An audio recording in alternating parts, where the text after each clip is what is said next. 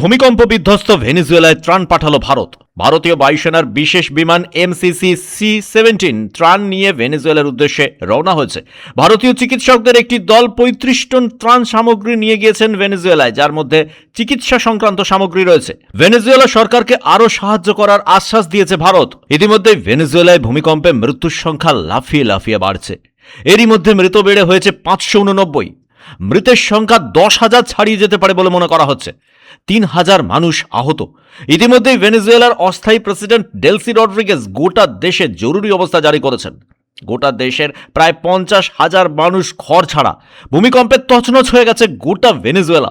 রাস্তা ও হাসপাতালগুলিতে শুধুই মৃতের সারি। ভেনেজুয়েলার পুরো জনজীবন স্তব্ধ হয়ে গেছে ভূমিকম্পের পর। ইতিমধ্যেই 40 জন সেনা আধিকারিক ও 4টি বিশেষ প্রজাতির কুকুর অবতরণ করেছে এল লিবারেটের এয়ারবেসে। তাদের পাঠানো হচ্ছে রাজধানী কারাকাসে। সেখানে তারা গিয়ে প্রাণের সন্ধান করবেন। ভেনেজুয়েলার রাজধানী এখন ধ্বংসস্তূপ। ভূমিকম্পের 72 ঘন্টা পরেও সেই ধ্বংসস্তূপ সরানোর কাজ পুরোপুরি শুরু করা যায়নি। ধীরে ধীরে সেই ধ্বংসস্তূপ সরানোর কাজ চলছে। ইতিমধ্যেই ভূমিকম্প বিধ্বস্ত ভেনেজুয়েলাকে সাহায্য করতে এগিয়ে এসেছে দক্ষিণ আমেরিকার আরেক দেশ চিলি। 1000 পাউন্ড ত্রাণ পাঠিয়েছে পানামা।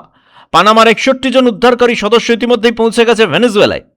স্পেন, চীন, রাশিয়া সহ বিশ্বের বিভিন্ন দেশ ভেনেজুয়েলার পাশে দাঁড়িয়েছে। বহু দেশ থেকে বিপর্যয় মোকাবিলা বাহিনী এসে পৌঁছেছে ভেনেজুয়েলায়। দক্ষিণ আমেরিকার এই দেশের ভয়ঙ্কর বিপর্যয়ে তাদের পাশে দাঁড়িয়েছে জাপান।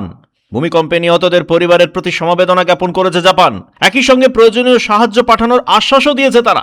ইতিমধ্যেই ভেনেজুয়েলার ভূমিকম্প বিধ্বস্ত মানুষদের সাহায্যার্থে 4র্থ বিমান পাঠিয়েছে এল সালভাদোর।